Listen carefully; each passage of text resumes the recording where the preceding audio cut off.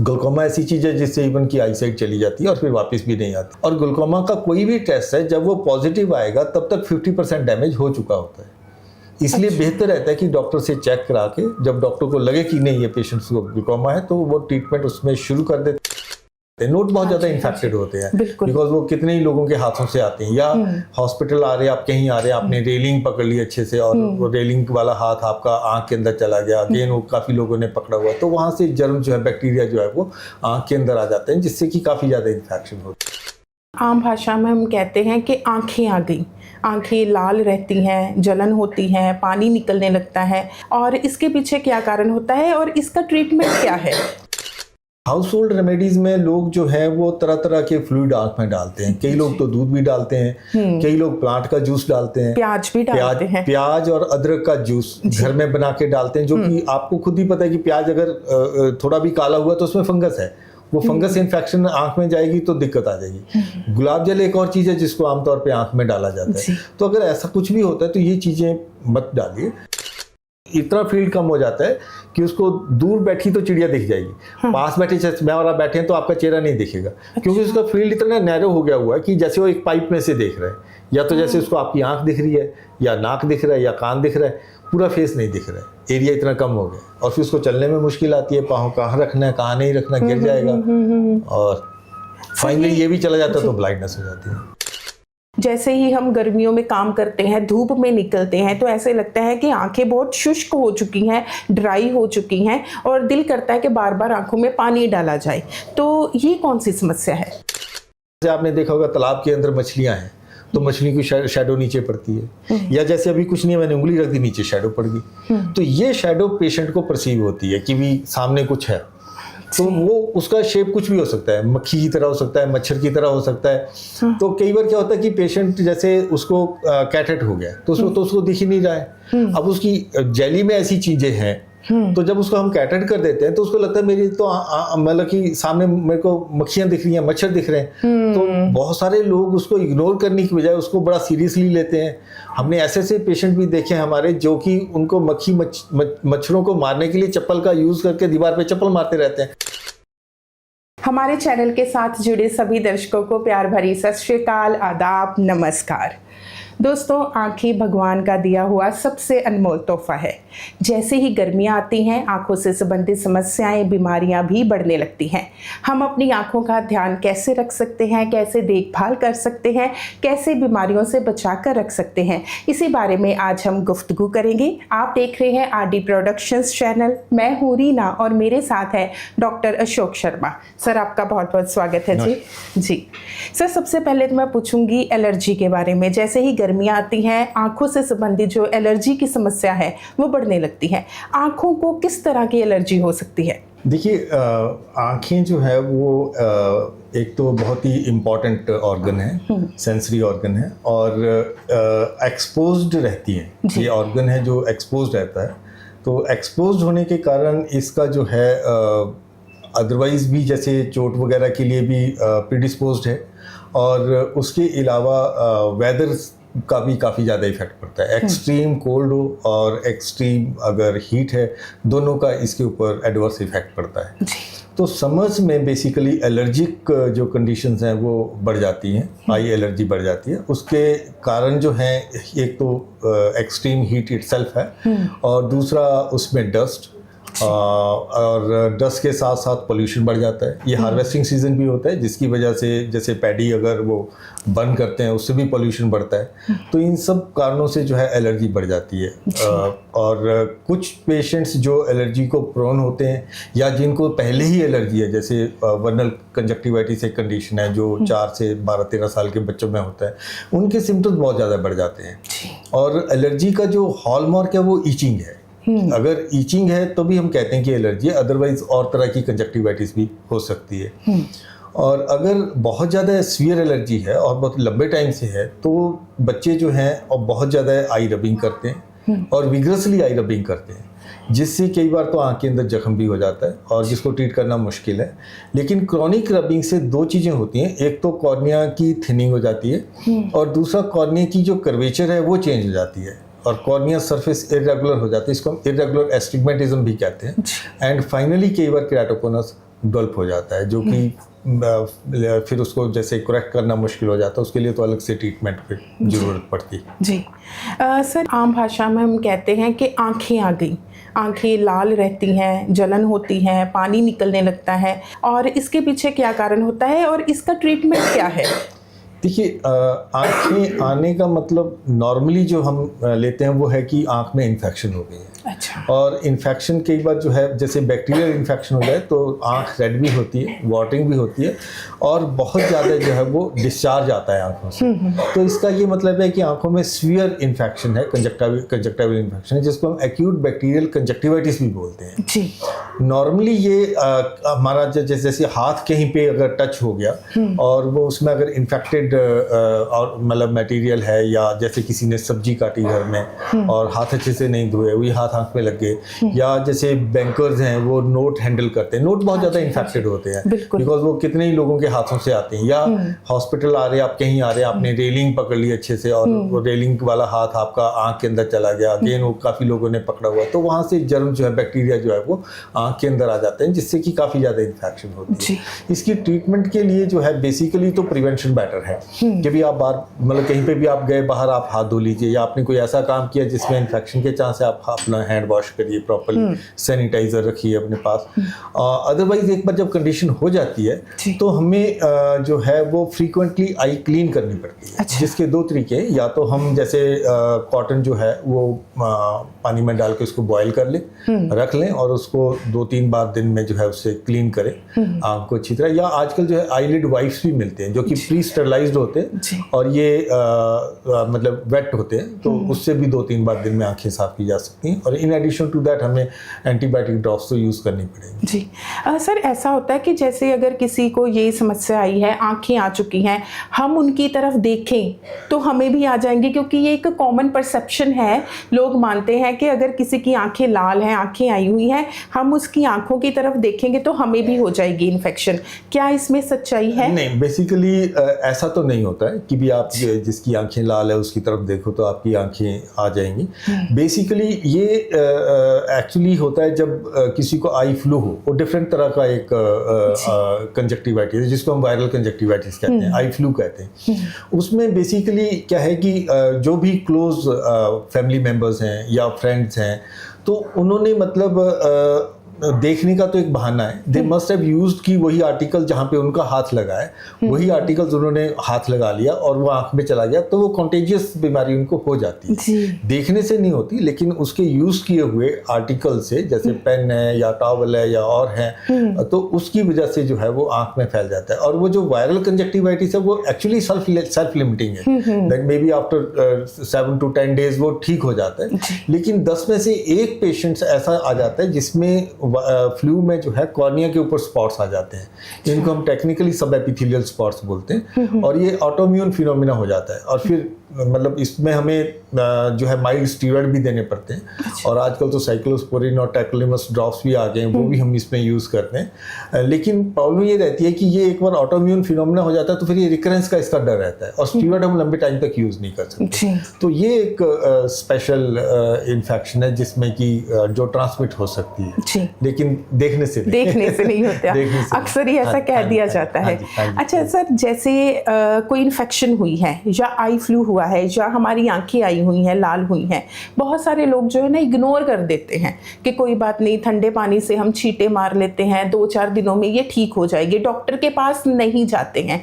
अगर हम डॉक्टर के पास नहीं जाते हैं, अच्छी मेडिसिन नहीं लेते हैं, ट्रीटमेंट नहीं करवाते हैं, क्या ये सीरियस बीमारी भी बन सकती है? बिल्कुल बिल्कुल, ये बहुत सीरियस बीमारी बन सकती है। जैसे आपने कहा, एक तो सबसे पहले तो मैं ये बोलना चाहूँगा कि अगर ऐसी कोई भी प्रॉब्लम आती है तो आप अपना हाउस होल्ड रेमेडीज यूज मत करिए। हाउस होल्ड रेमेडीज में लोग जो है वो तरह तरह के फ्लूइड आंख में डालते हैं, कई लोग तो दूध भी डालते हैं, कई लोग प्लांट का जूस डालते हैं, प्याज भी डालते हैं, प्याज और अदरक का जूस घर में बना के डालते हैं, जो कि आपको खुद ही पता है कि प्याज अगर थोड़ा भी काला हुआ तो उसमें फंगस है, वो फंगस इन्फेक्शन आंख में जाएगी तो दिक्कत आ जाएगी। गुलाब जल एक और चीज़ है जिसको आमतौर पे आंख में डाला जाता है। तो अगर ऐसा कुछ भी होता है तो ये चीज़ें मत डालिए। और जो वाटर आंखों में स्प्लैश करने वाला है वो भी बिल्कुल नहीं करना चाहिए। उसका रीज़न ये है कि वाटर जो है वो टैप वाटर कभी भी जर्म फ्री तो नहीं होता है, बैक्टीरिया फ्री नहीं होगा वो। तो अगर हम बार बार पानी डालेंगे तो बैक्टीरियल इन्फेक्शन जो है, पहले तो हो सकता है वायरल इन्फेक्शन हो जो सेल्फ लिमिटिंग है, एक बार जब वो डालेंगे तो फिर बैक्टीरियल इन्फेक्शन हो जाती है और कई बार कॉर्निया के अंदर हो जाती है। हमने बहुत सारे ऐसे पेशेंट ट्रीट किए हैं जिनकी दोनों आंखों में बहुत सीवियर बैक्टीरियल इन्फेक्शन कॉर्निया में हो गई है और उनको जो है ब्लाइंडनेस से प्रिवेंट करना बहुत मुश्किल था। तो इसलिए जो है ये सीरियस कंडीशन हो सकती है। बेटर यही रहता है कि आपकी अगर कंजक्टिवाइटिस शुरू हो गया है और आपकी आई साइट में थोड़ा भी अगर फर्क आ गया, immediately you should consult doctor और जो भी वो मेडिसिन प्रिस्क्राइब करें उसी हिसाब से आपको मेडिसिन डालनी चाहिए। अब रबिंग नहीं करनी है और ये जो हाउस होल्ड रेमेडीज है ये बिल्कुल नहीं करना है। और एक और ट्रीटमेंट हमारे नॉर्थ में, स्पेशली पंजाब में, हरियाणा के हमारे सराउंडिंग एरियाज में कॉमन है। कभी भी किसी की भी आंख में अगर रूरल एरियाज में रेडनेस होती है या पानी चलता है या फॉरेन बॉडी सेंसेशन होती है तो वहाँ पे कुछ लोग हैं जो they are well known traditional healers वहाँ के हैं, तो सभी लोग उनके पास ही जाते हैं। और उनके पास जो है एक ट्रीटमेंट है जिसमें कोई भी कंडीशन हो वो क्या करेंगे कि आपका आईलिड इवर्ट करेंगे और एक तिनका उठाएंगे। वो तिनका कुछ भी हो सकता है। हमने कुछ पेशेंट्स हमारे खराब हो रहे थे कि हम ट्रीटमेंट दे रहे हैं वो ठीक नहीं हो रहे, तो जब हमने पूछा तो आपने क्या किया तो उन्होंने बताया कि हम उनके पास गए थे। तो हम उनके पास जाके हमने खुद देखा है कि वो कोई झाड़ू जिससे कि वो आंगन साफ करते हैं उसका तिनका निकाल के पेशेंट का लीड इवर्ट करके उसके ऊपर प्रेस करके उनके हाथ पे रख देंगे कि ये हमने डक्का निकाला है, क्योंकि पेशेंट को तो पता नहीं चलेगा। और वो जो उन्होंने किया है मैन्यूवर, उससे जो है क्या होता है कि नॉर्मली एक्सेसिव वाटरिंग होती है ट्रांजिटली और कई बार जिनको माइनर सी प्रॉब्लम उनको लगता है मेरे को तो रिलीफ मिल गया, लेकिन बहुत सारे पेशेंट्स को मल्टी, जिसको पॉलीमाइक्रोबियल कैरेटाइटिस बोलते हैं, कि तरह तरह के जर्म्स उसमें चले जाते हैं, क्योंकि वो तो जैसे झाड़ू का तिनका कहाँ कहाँ टच करके आया हुआ है, तो वो ऐसी इन्फेक्शन चली जाती है कि आंख उसमें ठीक होती ही नहीं है, फिर हमें उसमें सर्जरी करनी पड़ती है, सर्जरी करके उस आंख को बचाना पड़ता है। यानी कि एक छोटी सी समस्या जो है गंभीर हो जाती है, बहुत ज्यादा गंभीर है। जी सर, कईयों के आंखों में ना ड्राइनेस रहती है, खास करके समर में। जैसे ही हम गर्मियों में काम करते हैं, धूप में निकलते हैं, तो ऐसे लगता है कि आंखें बहुत शुष्क हो चुकी हैं, ड्राई हो चुकी हैं और दिल करता है कि बार बार आंखों में पानी डाला जाए। तो ये कौन सी समस्या है? बिल्कुल आपने ठीक कहा। आंखों में हमारे जो है वो जो कॉर्निया है, कंजक्टिवा है, इसको ऑकुलर सरफेस कहते हैं। ऑकुलर सरफेस के ऊपर एक टीयर फिल्म रहती है। इस टीयर फिल्म के 3 कंपोनेंट्स रहते हैं। सबसे बाहर वाला ऑयली लेयर होती है, बीच में एक्वस, फिर उससे नीचे म्यूसिन कंपोनेंट रहता है। तो एज के साथ भी या स्पेशली लेडीज़ में 45 के आसपास हार्मोनल चेंजेस की वजह से भी जो है वो टीयर सिक्रीशन कम हो जाती है और ड्राइनेस शुरू हो जाती है। कई बार एनवायरमेंटल फैक्टर्स जैसे पोल्यूशन है, बहुत ज़्यादा हीट है, उसकी वजह से भी कई बार ये शुरू हो जाती है। तो ये तो माइल्ड ड्राइनेस है, जिसके लिए कि आपको आर्टिफिशियल टीयर ड्रॉप्स आपने यूज़ करने हैं 3-4 बार, वो ठीक हो जाते हैं। लेकिन अगर किसी को ड्राइनेस सीवियर है, जैसे आप कह रहे हो, लगता है कि बहुत ज़्यादा सूखापन है, इसका मतलब है कि उसके शरीर में भी कोई पॉसिबिलिटी है, हो सकता है कोई ऐसी ऑटोइम्यून डिजीज चल रही है जिसकी वजह से ड्राइनेस है। तो उसके लिए हमें टेस्ट जरूर करने पड़ते हैं। कईयों को जो है, जैसे कुछ लोगों को ड्राइनेस ऑफ माउथ भी साथ में रहता है और जॉइंट पेन्स भी रहती हैं, तो इसको हम शॉगरन सिंड्रोम भी बोलते हैं। और रूमेटॉइड आर्थराइटिस, जैसे पंजाबी में हम गठिया बोलते हैं, उसके साथ भी ड्राइनेस रहती है। तो अगर ऐसी कंडीशंस है तो उसमें ड्राइनेस के ट्रीटमेंट के साथ साथ हमें सिस्टमिक जो डिजीज है उसका ट्रीटमेंट भी करना पड़ता है, तभी जो है ड्राइनेस जो है वो लॉन्ग टर्म जो है वो कॉम्प्लिकेशन नहीं देती है। अदरवाइज जो है अगर ये ना किया जाए तो लॉन्ग टर्म में आंख के ऊपर, कॉर्निया के ऊपर जो है जख्म हो जाएंगे, जख्म होकर इन्फेक्शन हो जाएगी, परफोरेशन होकर फिर आई लॉस हो जाती है। तो इसलिए जो है ये इसका खैर ट्रीटमेंट तो और भी बहुत सारी आजकल मोडेलिटीज आ गई हैं ड्राइनेस की, but one has to be aware कि अगर जैसे आपने कहा कि उसको लग रहा है कि उसकी आंखें ड्राई हैं, तो उसको स्पेशली अपना जो है आई चेकअप प्रॉपर्ली करा के इवन सिस्टमिक वर्कअप भी कॉलेजन वैस्कुलर डिजीज के लिए करवाना चाहिए और फिर ट्रीटमेंट लेना चाहिए। सर, कई लोगों को ना आंखों में भारीपन की शिकायत रहती है, सर दर्द रहता है, आंखें भारी रहती हैं और अक्सर ये कह दिया जाता है कि आई साइट अपनी चेक करवा ली जाए। जब वो चेक करवाते हैं तो ज़्यादा डिफरेंस नहीं होता, बहुत कम नहीं हुई होती आई साइट, लेकिन आंखों में भारीपन लगाता रहता है। इसके पीछे क्या कारण हो सकता है? इसके लिए 2-3 कारण है। एक तो जो यंग जनरेशन हमारी है उसमें जो है स्क्रीन टाइम का इशू रहता है। कि स्क्रीन टाइम बहुत ज़्यादा रहता है, जिसकी वजह से जब भी कोई आप स्क्रीन टाइम काम करें, ड्राइविंग करें, कुछ करें, तो आपका ब्लिंक रेट कम हो जाता है। ब्लिंक रेट कम होने से जो टीयर फिल्म है वो रीसरफेस नहीं करती है कॉर्निया को, जिसकी वजह से रिलेटिव ड्राइनेस आँख के अंदर हो जाती है और आपको लगता है कि भी मेरी आंखें भारी हो रही हैं। और जब जो कुछ लोगों का तो प्रॉब्लम इतनी बढ़ जाती है कि वो आंखें खोल नहीं पाते हैं जी। तो एक तो ये इशू रहता है। दूसरा, जो लोग 40-45 के आसपास आ जाते हैं उनको नियर के जो है थोड़े से ग्लासेस का नंबर आ जाता है, जो कि उनको जरूरी लगाना चाहिए, फिर आप काम करना चाहिए, अदरवाइज फिर वो थोड़ा सा हेडेक और ये सब रहता है जी। और जो लोग कंप्यूटर ज़्यादा यूज़ करते हैं या स्क्रीन टाइम कम नहीं कर सकते, उन लोगों को जो है हमें ये चाहिए कि वो अपने सिस्टम से 20 मिनट के बाद उठ जाएं, 20-20 रूल जो है वो फॉलो करें और फिर 20 सेकेंड्स के लिए डिस्टेंट ऑब्जेक्ट पे देखें, फ्रीक्वेंट ब्लिंकिंग करें और अगर ज़्यादा ड्राइनेस है तो फिर आर्टिफिशियल टीयर ड्रॉप्स यूज़ करें। जी।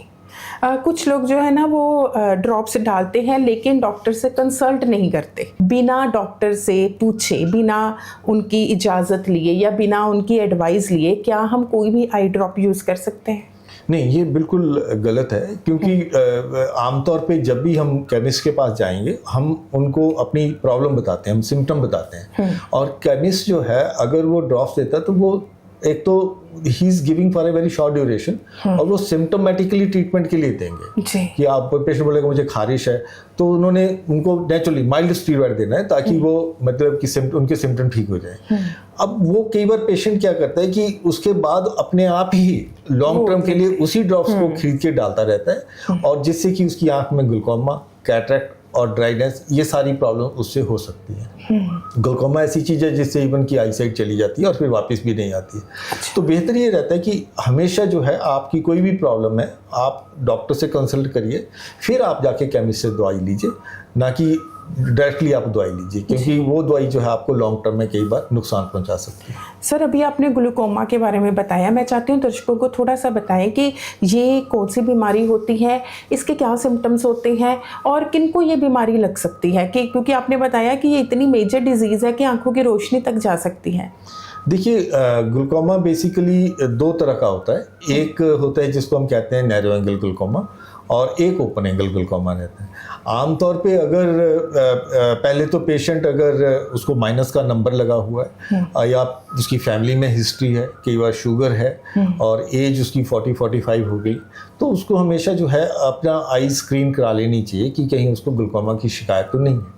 और आमतौर पे ये हम ओपन एंगल ग्लूकोमा की बात कर रहे हैं। कुछ पेशेंट्स जिनको कि नैरो एंगल ग्लूकोमा होता है उनका जैसे वो हालांकि नज़दीक का चश्मा लगा हुआ है लेकिन वो नज़दीक का काम करते हैं या वो टीवी देखते हैं या जैसे कई बार अपना सिनेमा हॉल में जाके पिक्चर देखते हैं तो उनकी आईज में बहुत ज़्यादा हैवीनेस हो जाती है, हेडेक शुरू हो जाती है, थोड़ा सा ब्लर विजन भी होता है। इसका ये मतलब है कि वो अंधेरे में उनका पीपल थोड़ा सा डायलेट हो जाता है, तो जहाँ से आँख का पानी वापस जाता है वो जो है एंगल बंद हो जाता है, जिसकी वजह से प्रेशर बढ़ जाता है। इसको हम नैरो एंगल ग्लूकोमा कहते हैं। तो इस कैटेगरी के पेशेंट्स को भी अपना जो है चेकअप करवाना चाहिए और अगर नैरो एंगल ग्लूकोमा है तो उसी हिसाब से ट्रीटमेंट होती है कि लेज़र आइडोटमी से एक आइरिस में होल कर दिया जाता है। और ग्लूकोमा में सबसे ज़्यादा जो इम्पोर्टेंट है कि जो मेडिसिन डॉक्टर देते हैं उसको टाइम पे डालना पड़ता है। जैसे अगर उन्होंने बोला कि 8 आवली तो मीन्स 8 आवली आपको घड़ी देख के डालना पड़ेगा। और ग्लूकोमा में जैसे हम पहले बात कर रहे थे कि जितना डैमेज हो जाता है वो परमानेंट हो जाता है, पेशेंट को डैमेज का पता नहीं चलता बिकॉज उसमें जो है जो हम विजुअल फील्ड कहते हैं, हम जो एरिया हम देख रहे हैं वो कम होता है और वो टेस्टों में मतलब विजुअल फील्ड टेस्ट करेंगे तभी पता चलेगा। और ग्लूकोमा का कोई भी टेस्ट है जब वो पॉजिटिव आएगा तब तक 50% डैमेज हो चुका होता है। इसलिए बेहतर रहता है कि डॉक्टर से चेक करा के जब डॉक्टर को लगे कि नहीं ये पेशेंट्स को ग्लूकोमा है तो वो ट्रीटमेंट उसमें शुरू कर देते हैं और उसको रिलीजियसली ट्रीटमेंट को यूज़ करना चाहिए। कि जो हमारी आई साइट कम होती है उसी के कारण ग्लूकोमा होता है या आई साइट जो जैसे कि हम टेस्ट करते हैं स्नेल चार्ट के ऊपर, वो आई साइट नॉर्मल रहेगी ग्लूकोमा पेशेंट में। अच्छा। उसको नहीं पता चलेगा कि उसको कोई नुकसान हो रहा है। अच्छा। एरिया कम होता है, जो आई साइट कम होती है वो जैसे कैटरेक्ट हो रहा है तो कैटरेक्ट में जैसे है कि जो लाइट अंदर जानी है वो कम जा रही है तो उसको धुंधलापन लगता है, वो पेशेंट को पता चल जाता है। लेकिन ग्लूकोमा का पेशेंट को पता ही नहीं चलता। यानी कि रेगुलर अगर हम चेकअप करवाएं तभी पता चलेगा। इसको तभी silent thief of I site भी कहा गया है। अच्छा। कि भी ये पता नहीं चलता है इसका, तो silent thief of I site है। और जब तक पेशेंट को पता चलता है वो उसको बहुत, और जब एंड स्टेज आ जाती है तो पेशेंट को इतना फील्ड कम हो जाता है कि उसको दूर बैठी तो चिड़िया दिख जाएगी, पास बैठे मैं और आप बैठे हैं तो आपका चेहरा नहीं दिखेगा, क्योंकि उसका फील्ड इतना नैरो हो गया हुआ है कि जैसे वो एक पाइप में से देख रहा है, या तो जैसे उसको आपकी आंख दिख रही है या नाक दिख रहा है या कान दिख रहा है, पूरा फेस नहीं दिख रहा है, एरिया इतना कम हो गया। और फिर उसको चलने में मुश्किल आती है, पाँव कहाँ रखना है कहाँ नहीं रखना, गिर जाएगा, और फाइनली ये भी चला जाता है तो ब्लाइंडनेस हो जाती है। किस एज ग्रुप में ज़्यादा प्रॉब्लम आती है, या बच्चों में भी आ सकती है, या ये बुजुर्गों में, या जब हम थोड़े ओल्ड एज होते हैं तब आती है? देखिए, जो ग्लूकोमा है वो बच्चों में भी हो सकता है। अच्छा। बच्चों में जो है एक तो कॉन्जेनिटल या डेवलपमेंटल ग्लूकोमा होता है, जो कि पैदा होने से ही उनके जो जहाँ से आँख का पानी वापस आना है और वहाँ पे कोई प्रॉब्लम है जिसकी वजह से इसको इन्फेंटाइल ग्लूकोमा कहते हैं, तो उसका भी जो है मेडिसिन के साथ ऑपरेशन के साथ इलाज करना पड़ता है। अदरवाइज बच्चों में एक और प्रॉब्लम होती है कि आई बॉल का साइज बड़ा हो जाता है, जिसको बुथेल्मोस बोलते हैं, क्योंकि बड़ों में तो आई बॉल का साइज नहीं बड़ा होता, लेकिन बच्चों में आई बॉल का साइज बड़ा हो जाएगा अगर ग्लूकोमा अनट्रीटेड है। और फिर जो उसके आगे वाला ग्रुप है, जैसे आपका मतलब 12-15 साल या 10 साल से ऊपर वाले लोग हैं, उनमें फिर जैसे हमने भाई बात करी, अगर स्टीरॉयड आपने डालते रहे हैं तो उससे भी ग्लूकोमा हो सकता है, और तो वो उस तरीके से भी ग्लूकोमा हो जाता है। सर, कितनी देर बाद हमें अपनी आइज टेस्ट करवानी चाहिए? जैसे अगर किसी को समस्या है वो तो डॉक्टर बताएंगे, अगर किसी को कोई प्रॉब्लम नहीं है, जैसे आपने बताया कि ग्लूकोमा का पता ही नहीं चलता है, तो कितनी देर बाद एक सामान्य इंसान को अपनी आइज को टेस्ट करवाते रहना चाहिए? देखिए, मतलब अगर आप जैसे 40 इयर्स के आसपास हैं तो आपको जो जैसे ग्लासेस लगने वाले हैं, दिक्कत आ रही है, तो एक बार उसको चेक कराना चाहिए। उसके बाद डिपेंडिंग अपॉन रिक्वायरमेंट डॉक्टर्स बता देते हैं, जैसे 1 ईयर के बाद आप चेक करा सकते हैं। लेकिन जिन पेशेंट्स को ग्लूकोमा डिटेक्ट हो गया उनको फिर ग्लूकोमा के हिसाब से उनको फिर बुलाया जाता है। अगर प्रेशर कंट्रोल नहीं है, प्रेशर हाई रह रहा है, तो 1 महीने बाद भी चेक करना पड़ जाता है। अगर प्रेशर कंट्रोल चला हो तो फिर 2-3 महीने बाद भी उसको चेक किया जाता है। और कई बार शुगर की वजह से अगर पर्दा खराब हो रहा है या पर्दे पे असर है, तो भी फिर उसको जैसे महीने बाद, 2 महीने बाद, 3 महीने बाद, डिपेंडिंग अपॉन सिवियरिटी, उसको बुला के चेक करते रहते हैं ताकि ब्लाइंडनेस ना हो जाए। सर, कई लोगों को महसूस होता है कि हमारी आंखों में जाला है या कोई चीज़ है, मतलब हमें ऐसा लगता है कोई बाहरला ऑब्जेक्ट है हमारी आंखों में है, कोई हल्का सा तिनका महसूस होता है, कोई बाल महसूस होता है, ये कौन सी समस्या होती है? देखिए, आँख का जो सिस्टम है देखने का, वो ऐसा रहता है कि आँख का कॉर्निया है, फिर लेंस है, उसके बाद विट्रियस है, जेली है जो ट्रांसपेरेंट है, उसके पीछे पर्दा है। अच्छा। तो जब लाइट आती है तो पर्दे के ऊपर पड़ती है, और ये ज़्यादा जब लेंस क्लियर है, कॉर्निया क्लियर है, विट्रियस क्लियर है, तो कोई दिक्कत नहीं है। लेकिन होता क्या है कि जब विट्रियस के अंदर जो है कोई ऐसी चेंजेस आ जाती है, ओपेसिटी आ जाती है, तो उसकी शैडो पड़ती है। जैसे आपने देखा होगा तालाब के अंदर मछलियां हैं तो मछली की शैडो नीचे पड़ती है, या जैसे अभी कुछ नहीं, मैंने उंगली रख दी, नीचे शैडो पड़ गई। तो ये शैडो पेशेंट को परसीव होती है कि भी सामने कुछ है, तो वो उसका शेप कुछ भी हो सकता है, मक्खी की तरह हो सकता है, मच्छर की तरह हो सकता है। तो कई बार क्या होता है कि पेशेंट जैसे उसको कैटेट हो गया तो उसको दिख ही नहीं रहा है। अब उसकी जेली में ऐसी चीजें हैं, तो जब उसको हम कैटेट कर देते हैं तो उसको लगता है मेरी तो मतलब कि सामने मेरे को मक्खियां दिख रही हैं, मच्छर दिख रहे हैं। तो बहुत सारे लोग उसको इग्नोर करने की बजाय उसको बड़ा सीरियसली लेते हैं।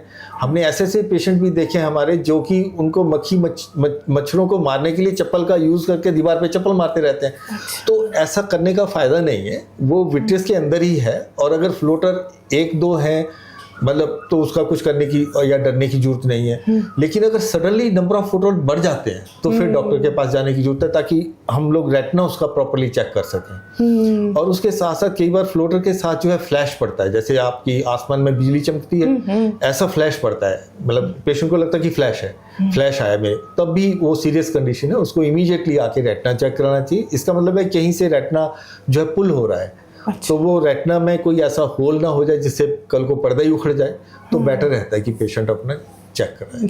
समर्स में कहा जाता है कि यूवी प्रोटेक्टिव सन ग्लासेस लगाने चाहिए, तो आजकल मार्केट में जाए तो हर कोई कहता है कि यूवी प्रोटेक्टिव सन ग्लासेस हैं। पहचान कैसे करें कि वाकई में ये ग्लासेस यूवी प्रोटेक्टिव हैं? देखिए इसके लिए तो दो ही तरीके हैं, या तो हम ट्रस्टेड ब्रांड यूज़ करें जिसका कि हमें पता है कि ये इसका जो यूवी प्रोडक्शन जो ये कह रहे हैं वो ट्रुथ है। दूसरा तरीका रहता है कि ऑप्टिशियन के पास भी एक जिसको हम कहते हैं कि यूवी मीटर रहता है, जिसमें कि वो पता चल जाता है कि ये यूवी प्रोटेक्ट कर रहा है, नहीं कर रहा है और कितना कर रहा है। और इन एडिशन टू जो आपके ग्लासेस हैं, हैट भी आपको जो है यूवी लाइट से प्रोटेक्ट करेगा। और समर्स में बॉडी को हाइड्रेट रखना भी बहुत ज़रूरी है, बार बार पानी या जूस या जो भी आप लेना चाहें। उसके साथ साथ जो है अपना बैलेंस डाइट प्रॉपर होनी चाहिए। और बाकी जैसे हमने बात किया, स्क्रीन टाइम को कम करने की बहुत ज़रूरत है। और अपने आप को सन हीट से बचाना भी बहुत ज़रूरी है कि जैसे आप अगर आपने कोई काम है, जाना है, तो अगर आप मिड डे सन को अवॉइड कर देंगे तो आप काफ़ी अपने आप को बचा लोगे, बिकॉज मैक्सिमम यूवी लाइट की इंटेंसिटी उसी वक्त रहती है ये। जी सर, समर में हमारी डाइट कैसी होनी चाहिए कि ज़्यादा प्रॉब्लम्स हमें नहीं आए, या हमारी आँखों का हमारी डाइट के साथ संबंध होता है? बिल्कुल, ये तो है कि भी जैसे हम कहते हैं कि हेल्दी बॉडी में हेल्दी माइंड रहता है, तो हेल्दी बॉडी में हेल्दी आईज भी रहती है। डाइट का तो बिल्कुल संबंध है, जैसे हमने कहा हाइड्रेशन ज़रूरी है, और उसके साथ साथ फिर जो सीजनल फ्रूट्स हैं वो बहुत हेल्पफुल हैं। आपके पपाया आंखों के लिए बहुत ही अच्छा है, और इसी तरह गाजर है और स्प्राउट्स हैं। और डाइट के साथ साथ योगा भी बॉडी के लिए जो है वो हेल्पफुल है, और आई साइट के लिए भी वो हेल्पफुल है। जी सर, आपने हेल्दी माइंड की बात की है, एक सवाल ज़रूर पूछूंगी। स्ट्रेस का हमारी आई साइट के साथ या आइज़ की समस्याओं के साथ कोई संबंध होता है? कई लोग बहुत ज़्यादा टेंशन में रहते हैं या ओवर थिंक करते हैं, स्ट्रेस में होते हैं, डिप्रेशन में होते हैं, क्या उस चीज़ का हमारी आइज़ पर इफ़ेक्ट पड़ता है? बिल्कुल, स्ट्रेस का जो भी हमारी अगर बॉडी में थोड़ी बहुत प्रॉब्लम चल रही है, जैसे अब अगर ड्राई आई ही चल रही है और पेशेंट स्ट्रेस लेता है, तो वो बहुत ज़्यादा बढ़ जाती है दिक्कत। हमने यहाँ तक पेशेंट देखे हैं कि उनको प्रॉब्लम सिर्फ ड्राई आई की है, लेकिन वो इतने स्ट्रेसफुल हो गए थे, उन्होंने इतने सिम्टम्स डॉक्टर्स को बता दिया कि डॉक्टर्स को एमआरआई कराना पड़ा। अच्छा। और हमारे पास एमआरआई लेके आए हुए हैं कीजिए, जब हमने देखा तो वो सीवियर ड्राई आई है बेसिकली। अच्छा। तो स्ट्रेस जो है वो इंड्यूस करता है इन चीज़ों को, और बहुत सारी ऐसी डिजीजेज हैं जो स्ट्रेस से ही होती हैं। आँख के अंदर जो सबसे एरिया देखने वाला है उसको हम मैकुला कहते हैं, फोबिया कहते हैं। तो एक कंडीशन है जिसको हम कहते हैं CSR। इसमें जो है स्ट्रेस की वजह से रेटिना में जो है वो बैक साइड में फ्लूइड आ जाता है। अच्छा। और उससे आई साइट जो है डिस्टर्ब हो जाती है। तो इसी तरह की बहुत सारी और प्रॉब्लम्स है जो इंक्रीज होती हैं। कुछ पेशेंट्स जो हैं जैसे केराटोकोनस है, जिनको केराटोकोनस होता है, वो भी काफ़ी ज़्यादा उनकी टाइप ए पर्सनैलिटी होती है और काफ़ी स्ट्रेस लेते हैं, तो वो भी अवॉइड करना चाहिए। तो जब तक स्ट्रेस नहीं अवॉइड करेंगे तब तक कुछ कंडीशन तो ठीक होती नहीं है। जैसे ACSR है, इसकी ट्रीटमेंट ये है कि भी आप अपना जो है स्ट्रेस कम करो। तो वो प्रॉब्ली जैसे योगा है या और कोई हॉबीज़ हैं अपनी, तो उसी के साथ आदमी स्ट्रेस कम कर सकते हैं। जी सर, एक ना लोगों में बड़ी बात प्रचलित है कि समर में हमें सर्जरी नहीं करवानी चाहिए, कि आई सर्जरी समर में अगर करवाएंगे वो ज़्यादा सक्सेसफुल नहीं रहती, गर्मी होती है, स्वेटिंग होगी, पसीना अंदर जाएगा, तो वो अवॉइड करते हैं। हमेशा ये कहते हैं कि जब मौसम अच्छा होगा ना तब हम आई सर्जरी करवाएंगे। तो क्या इसमें सच्चाई है कि समर में करवानी चाहिए या किसी और मौसम में करवानी चाहिए, या ये सिर्फ लोगों में एक भ्रम ही है? देखिए, ये एक टाइम था जब हम जैसे कैटरेक्ट सर्जरी मोस्टली होती थी और कैटरेक्ट सर्जरी करते थे, तब जो थे क्या थे कि स्टिचेस लगते थे। अच्छा। और स्टिचेस जो थे वो सिल्क के सूचोस लगते थे। सिल्क जो है ना, जैसे ब्रेडेड है, उसके जो फाइबर्स के अंदर भी स्पेस होता है। अच्छा। तो उसमें अगर पेशेंट जैसे यूजुअली रेनी सीजन में अगर उसने सर्जरी करा ली और प्रॉपर प्रिकॉशन ना लिए और ऐसा कॉन्टेमिनेटेड, जैसे हम वाटर की बात कर रहे थे, आँख में चला गया, तो रिस्क ऑफ इन्फेक्शन रहता था। तो उस जमाने में ये माना जाता था कि भी रेनी सीजन है, अवॉइड कर दो। आजकल की सर्जरी जो है वो या तो लेज़र से हो रही है या उसमें कोई स्टिचेस नहीं लग रहे हैं। तो इसलिए जो उसमें जो हीलिंग पीरियड है वो बहुत ज़्यादा शॉर्ट हो गया हुआ है और प्रिकॉशंस उतनी लंबी नहीं रही हैं। और अगर सूचर कुछ कंडीशन में लगाते भी हैं, जैसे हम लोग कॉर्नियल ट्रांसप्लांट करते हैं उसमें सूचर लगाते हैं, लेकिन वो सूचर मोनोफिलामेंट होता है कि उसका एक ही मतलब सिंगल थ्रेड ही है वो, जैसे हेयर का एक हेयर है तो इसी तरह का वो 10-0 नायलॉन सूचर होता है जिसमें ब्रेडेड नहीं होता, तो इसलिए इन्फेक्शन के चांसेस कम होते हैं। बट सर्टनली अगर पेशेंट सर्जरी कराता है तो उसको थोड़ी प्रिकॉशंस एज पर जिस तरह की सर्जरी उस तरह की लेनी चाहिए। जैसे मोस्टली लोग लेसिक करवाते हैं, उसके बाद हमारे से पूछते हैं कि हम जिम जा सकते हैं, तो थोड़ा टाइम तो अवॉइड करना पड़ेगा, बिकॉज जैसे आपने कहा पसीना आया अंदर गया और इरिटेंट हुआ तो नुकसान हो जाता है। या बहुत सारे लोग जो हमारे बाहर से आते हैं ट्रैवल करके, जैसे NRIs हैं, उनके पास टाइम नहीं होता लेकिन वो सर्जरी करा लेते हैं, जैसे किसी ने लेसिक करवा लिया और उसके बाद उन्होंने 10 जगह घूमना भी है, रिश्तेदारों से मिलना है, तो then they are at risk of getting infection. तो प्रिकॉशन तो जरूरी है, बट ऐसा कि भी ये समर में सर्जरी नहीं करवानी चाहिए ऐसा तो कोई आजकल जरूरत नहीं रहती है। सर एक ना आंखों में दाने हो जाते हैं, उसमें पस भी भर जाती है, अगर हम अपनी भाषा में कहें तो लोग बोल देते हैं कि ये ग्वांडनी है, तो वो क्या चीज़ होती है, उसके पीछे क्या कारण होते हैं? देखिए, जो हमारे आईलिड्स हैं, आईलिड्स के अंदर मेमोबियन ग्लैंड्स रहते हैं और उनका नंबर काफ़ी ज़्यादा रहता है, जैसे 250 के आसपास ऊपर वाले आईलिड में, नीचे वाले आईलिड में 150 के आसपास होते हैं। तो यूजुअली क्या रहता है कि इनकी अगर सिक्रीशन ब्लॉक हो जाए तो स्वेलिंग आ जाती है, जिसको कि हम टेक्निकली क्लेजियन बोलते हैं, पंजाबी में जैसे आपने बताया ग्वानी बोलते हैं। और ये इसकी रिकरेंस होती है बिकॉज ग्लैंड्स इतने ज़्यादा, आज ये बंद हुआ कल को कोई और बंद हो सकता है। और इसकी जो ट्रीटमेंट है, ट्रीटमेंट के लिए तो यही रहता है कि भी आपको थोड़ा सा सेकाई करनी पड़ती है ताकि ये सबसाइड हो जाए अपने आप। थोड़ा बहुत जो है जैसे एंटी इन्फ्लामेटरी ड्रग्स दे देते हैं, और अगर ना ठीक हो और देखने में बहुत बड़ा हो तो माइनर सी सर्जरी करके इसको निकाल दिया जाता है जी। लेकिन ज़रूरी ये हो जाता है कि आई चेकअप प्रॉपर हो। कई बार जो है जैसे अगर ग्लासेस का नंबर है, चश्मे का नंबर है, या पेशेंट को ड्राइनेस है या मेमोबियन ग्लैंड्स में प्रॉब्लम हो रही है, कई बार आपने देखा होगा ब्लेफराइटिस हो जाता है कि जो आई लैशेज हैं उसके बीच में वाइट जिसको हम सिकरी बोलते हैं वो आ जाती है। तो ये आईज जो हैं ज़्यादा प्रोन रहती हैं इस कंडीशन के लिए और बार बार होता है, तो हमें जो अंडरलाइंग कंडीशन है उसको ट्रीट करना जरूरी हो जाता है इसमें। सर एक सवाल कलर ब्लाइंडनेस के बारे में पूछूंगी, ये कलर ब्लाइंडनेस क्यों होती है? देखिए, कलर ब्लाइंडनेस तो ये कॉन्जेनिटल है, इसका तो मतलब जो एज पर दिस थिंग की भी को हम मेडिकली ट्रीट कर सकते हैं ऐसा कुछ नहीं है। और इसमें ये जरूर रहता है कि भी जैसे रेड ग्रीन ब्लाइंडनेस है, एक टोटल होती है या पार्शियल होती है, तो पार्शियल जो है वो थोड़ा सा पेशेंट को हेल्प कर देती है। और स्पेशली अगर किसी को कलर ब्लाइंडनेस है तो कुछ प्रोफेशंस हैं जहाँ पे ये 100% है कि वो नहीं जा सकते हैं, जैसे पुलिस में अगर जाना है, आर्मी में जाना है तो वहाँ नहीं जा सकते। सिविलियन साइड में ऐसा कोई दिक्कत नहीं रहती है आमतौर पे। इवन मतलब लेबोरेटरीज में जाना है तो भी वो प्रॉपर्ली टेस्ट करते हैं before one goes for that job. Sir आपने तकरीबन हमारे सभी सवालों का बहुत ही संतुष्टिजनक उत्तर दिया है, आपका बहुत बहुत धन्यवाद। और अगर दर्शकों आपके मन में भी कोई सवाल है, आप भी अपनी आंखों से संबंधित कोई भी सवाल डॉक्टर से पूछना चाहते हैं, आप कमेंट बॉक्स में ज़रूर लिखिएगा। अगली बार हम कोशिश करेंगे डॉक्टर से उन सभी सवालों का जवाब जानने की। सर आपने कीमती समय दिया, आपका बहुत बहुत धन्यवाद। बहुत बहुत धन्यवाद जी। आज के विशेष प्रोग्राम में इतना ही, फिर मिलेंगे, धन्यवाद।